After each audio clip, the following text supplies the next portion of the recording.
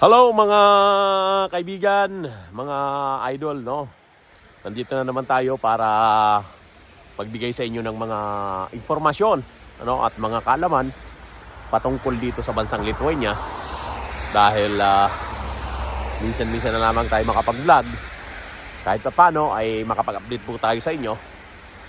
Dahil mayroon po tayong pag-uusapan sa araw na ito mga kaibigan, no?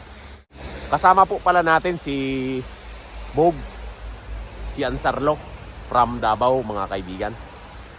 Ayan po, si Ansarlo. Hi ka muna, Brad. Yan. Yan. Balik dito. Yan si Ansarlo. Ano yan? Subscriber natin yan. Pa-comment lang yan dati sa ating mga vlog. Ngayon kasama na natin sa trabaho. Nandito na sa Lithuania at kasama ko pa sa trabaho. Mga kaibigan, no? Kaya baka sa susunod, pa-comment lang kayo dyan sa atin mga comment section. Panood lang kayo sa mga vlog natin.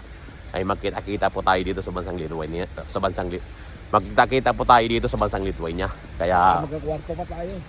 oo, sipin mo mga kaibigan. Yan si Bogs, ayun oh. Yan si Bogs, nakasama natin. Magkakwarto pa kami dito sa bansang Lithuania mga kaibigan. Kaya Katadhana kami dalawa. ngayon, magkasama kami. At magkasama pa kami sa department dito sa Yung master ko. Yung master ko sa pulpit. Master Kungko. Ngayon, magkasama kami sa department sa logistics, no?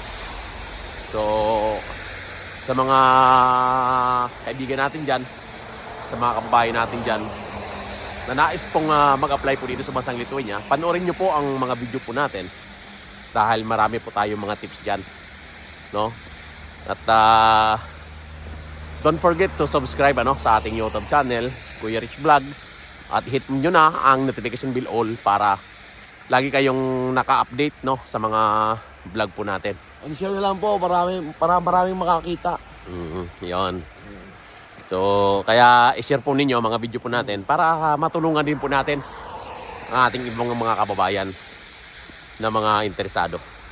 Na kahit yung mga video natin, hindi naman tayo professional vlogger, pero at least nakakatulong tayo sa ating mga kababayan, mga Pilipino, no? Oo. So, ayan, tanungin natin kung ano yung masasabi ni Ansarlo dito sa bansang Lithuania. Dahil di pa pala natin natanong si Ansarlo. Brad. Maganda yung bansa. May malaking sahod. Kaso nga lang, napakalamig. Ang Ayan. snow. Talagang maninibago kayo. Pero maganda lang kayo. Kung balak nyo talaga pupunta rito, maganda kayo. Makakapal na jacket, yung pang snow na sapatos. Yun lang. Basta lagi lang handa. Ayan. So, anong masabi mo sa bansang Lithuania na ano? Basta maganda. Ayan. Ayos. Ang pamilya to. Sipag lang, sipag.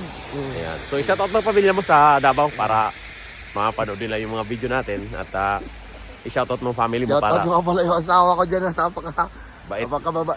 napakabait. Ayan. Believe in you, Bugaw. Ayan. I love you always. Sa mga anak ko dyan. Ingat nyo lagi dyan. Dito lang si papa nyo. Ayan. So, shoutout daw sa family ni Bogs dyan sa Davao. Mama ko pa pala. Mga kapatid ko. Mga apo ko. Mga Ayan. pinsan ko. Mga tiyahin ko. Lahat kayo dyan. Mga kaibigan ko. Ayan. So, ayan. Ingat lang. Napanood ninyo ang mga sinabi ni Bogs. Napaka talagang kahit napakalamig dito sa bansang Lithuania, talagang nandito kami para sa pamilya, no?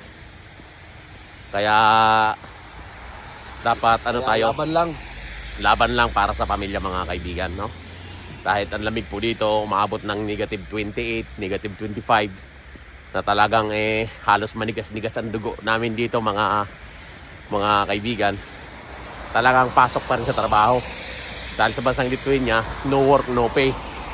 Ayan, kaya kailangan magtrabaho mga kaibigan, no? Sakit. Sa kamay. Oo, awit yan. Yan Wala. may ganun, bro. Wala akong ganun. Ganun, bro. Hindi ka. Hawakan lang. So ayan. So ipapakita namin sa inyo yung mga dinadaanan namin dito, mga kaibigan. Yan yung mga dinadaanan namin dito. Kaya kung mapapansin ninyo, yung mga puno dyan, ayun o, puro puno na lang yung yelo, ayun o. Oh. Oh. Mga yelo na yun sa taas, mga kaibigan o. Ayun o. Puno yan, pati sa taas ng bubong, may mga yelo yan, mga kaibigan. Dito ba sa ganito talaga? Itaw dyan, ganito lang yun. Saan? Ayan. Kaya, puro, Ano rin yan, company din yan dito. porket din yan. Malaking forklift dyan. Yan yung dinadaanan namin. Sobrang lamig ngayon, mga kaibigan. Ayan. Yan, may mga dadaanan kami na Hesburger. Sa susunod, magkakain kami dyan sa Hesburger, mga kaibigan. Masarap dyan, malalaki. Hamburger. Hesburger, masarap. Ayan o. Ang daming hilo ngayon, mga kaibigan dito. Dahil di pa nalulusaw ang hilo dito. Kakalintaan pa lang ng ano. So, doon pala mga kaibigan sa mga nabasa ko doon sa comment section patungkol doon sa renewal ng TRP na kahit daw nasa Pilipinas na na-receive mo yung TRP mo tapos hindi ka nakaalis tapos nasa Pilipinas ka, hindi ka nakapunta doon sa employer mo tapos na-expire yung TRP mo, ang tanong doon kung pwede daw mag-renew ng TRP.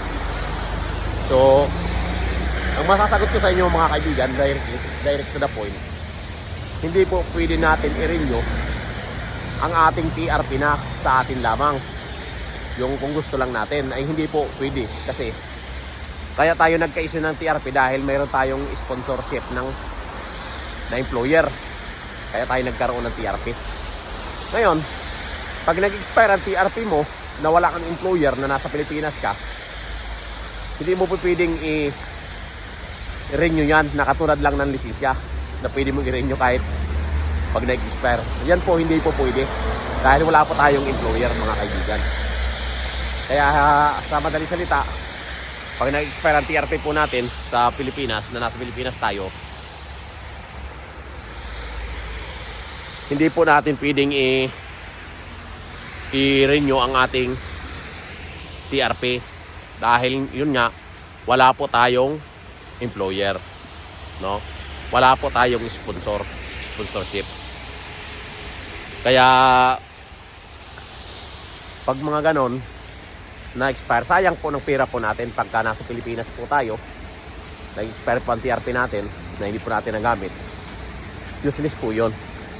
Ngayon, mag-a-apply ka na naman po ng panibagong employer at panibagong gastos na naman yun para ma-issue ang kauli ng TRP na panibago under doon sa employer mo. Yun. Sana naging maliwanag sa lahat na hindi po natin pwedeng i-renew ang TRP natin na sa atin lang. Kasi pag mag-renew po tayo ng TRP po natin, may later po yan galing sa sponsor po natin na company. Kaya kung wala po tayong employer, hindi po natin marirenew yun. So yun lang mga kaibigan, nawa naging maliwanag po sa inyo. At doon pa pala, no? Pag nandito po tayo sa Lithuania at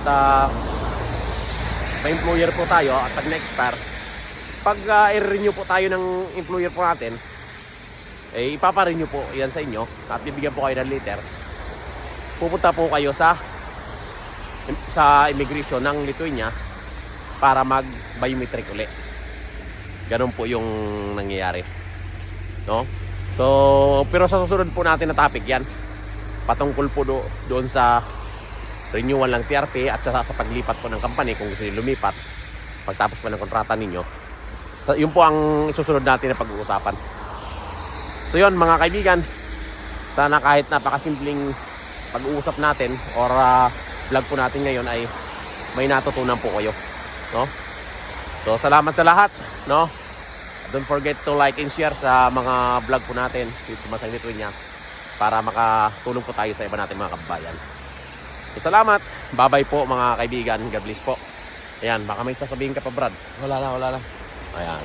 So yon, bye-bye, God bless, bye-bye. Wala na. Dito, wala na. Sakit na dito.